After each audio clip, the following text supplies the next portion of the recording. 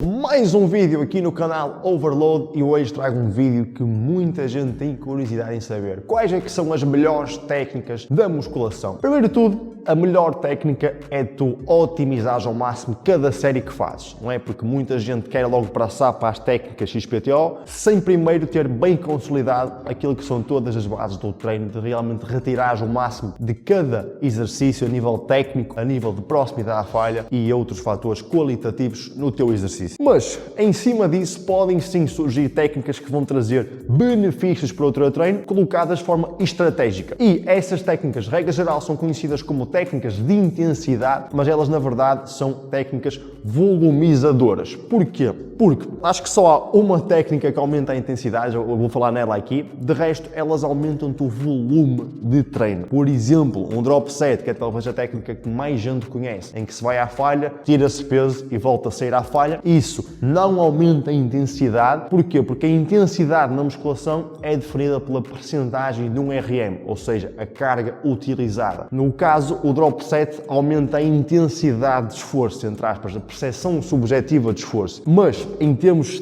técnicos da musculação, aumenta-te o volume de treino, porque acumulas mais repetições, mais trabalho para aquele músculo-alvo, mas lá está, diminuis a intensidade porque és forçado a diminuir a carga. É só aqui um pequeno esclarecimento para vocês ficarem a saber o que é a intensidade e o que é o volume na musculação. E uma das grandes vantagens deste tipo de técnicas é o tempo. Porquê? Permite-nos aumentar o volume de treino em menos tempo, ou seja, podem ser úteis para ti que tens pouco tempo para treinar, podem ser úteis para ti que até tens um tempo razoável para treinar, mas queres aumentar o teu volume de treino e não podes prolongar mais o teu tempo. Pode ser também interessante para quebrar a monotonia do treino, pode ser interessante simplesmente porque gostas e nós devemos fazer coisas que gostamos para potenciar a nossa adesão. Mas quais é que são então as 3 técnicas que te vou mostrar? Primeiro, o rest pause. O rest pause consiste em dar um pequeno descanso depois de atingirmos a falha muscular num exercício e depois retomamos a execução do mesmo,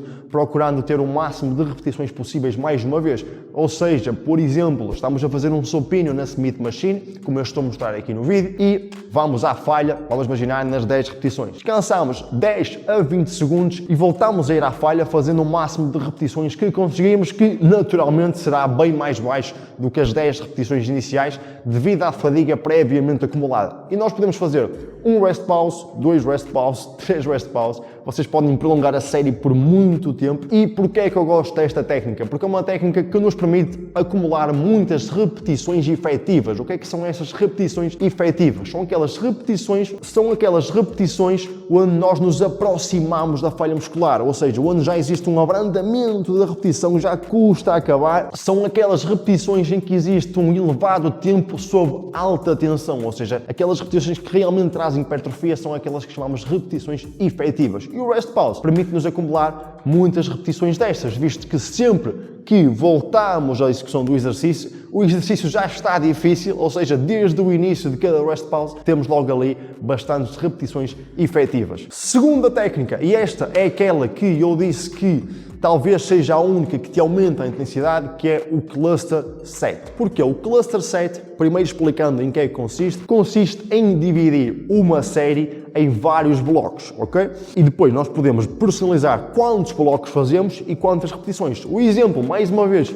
utilizando aqui o exemplo no supino na Smith Machine. Primeiro vou definir 4 blocos de 3 repetições. Faço 3 repetições, descanso, 3 repetições, descanso, 3 repetições, descanso. E no último bloco eu gosto de procurar a falha muscular, mesmo que isso signifique fazer mais do que 3 repetições, ok? Um cluster perfeito, em que escolhes realmente a carga ajustada para o teu cluster, tu vais falhar na 3ª repetição. Mas pode acontecer de isso não acontecer, e então no último bloco eu procuro a falha, mesmo que isso signifique fazer 4 ou 5 repetições. O feedback que eu tenho, se isso acontecer, é que no próximo treino tenho que ajustar ligeiramente a carga para uma carga um bocadinho mais elevada para me tentar enquadrar nos blocos de 3 repetições. Importante que no cluster não se deve ir à falha muscular nos primeiros blocos, apenas no último, porque se formos à falha muscular logo nos primeiros blocos, estamos a falar de um rest pause e não de um cluster set. Porquê é que o cluster set aumenta a intensidade? Porque permite-nos acumular volume de treino com uma carga superior àquela que faríamos com uma série tradicional. Por exemplo, vamos imaginar que a minha carga para 12 repetições no supino na Smith eram 50 kg. Se eu faço 12 repetições, mas divididas em 4 blocos com pequenos descansos entre esses blocos, descansos esses entre 10 a 15 segundos, eu naturalmente vou conseguir mais do que 50 kg, talvez 55 kg. Porque esses pequenos descansos entre blocos permitem-me regenerar parcialmente as minhas reservas de ATP, a minha energia. Desta forma eu consigo fazer mais carga, ou seja, o cluster set aumenta a intensidade. E tu podes utilizar clusters mais pesados ou clusters mais metabólicos. Vamos imaginar um cluster com 5 blocos de 5 repetições. Estamos a falar de no mínimo 25 repetições. Naturalmente, um cluster set trabalha num intervalo de reps mais alto, acabando por ter um estímulo mais metabólico, tal como podemos fazer clusters bem pesados, por exemplo, 3 blocos de 2 repetições, trabalhar bem a nossa força máxima, e o cluster é muito interessante, lá está, por causa desta versatilidade que nos permite ter séries de um estilo e séries de outro estilo. Só agora que me interessa, que eu estava a olhar para mim em vez de olhar para a câmera, que vou ficar assim meio... Não? Terceira técnica, e esta talvez uma das técnicas, não diria mais recentes, porque há vídeos do Dorian Yates a fazê-la, talvez não com este nome, que são as parciais alongadas. Nos últimos tempos tem-se falado cada vez mais da hipertrofia em posições alongadas. Por exemplo, num supino na Smith, a hipertrofia tende a ser maior nesta posição cá em baixo, quando nós temos o nosso peitoral numa posição de máximo alongamento. Pelo menos é o que a ciência nos tem vindo a sugerir. E nesse sentido, surge uma técnica muito interessante, que são as repetições parciais no máximo alongamento. Ou seja, o que é que seriam repetições parciais no supino na Smith no máximo alongamento? Seria ouvir apenas daqui para aqui e não fazer a extensão total do movimento, ok? Inclusive, têm surgido alguns trabalhos científicos, inclusive... tenho que parar. Vamos lá. Inclusive, têm surgido alguns trabalhos científicos que estão a comparar a hipertrofia em diferentes tipos de amplitude, seja no início do exercício numa posição mais alongada, seja no meio, seja no máximo amplitude, seja na posição mais encurtada. Dou aqui um exemplo de 3 estudos que têm falado sobre isso e parece que começam a haver algumas conclusões que mostram que a hipertrofia pode ser maior quando trabalhamos nestas repetições parciais alongadas. No entanto, eu não acho que seja interessante abandonar fogo. Estão mesmo?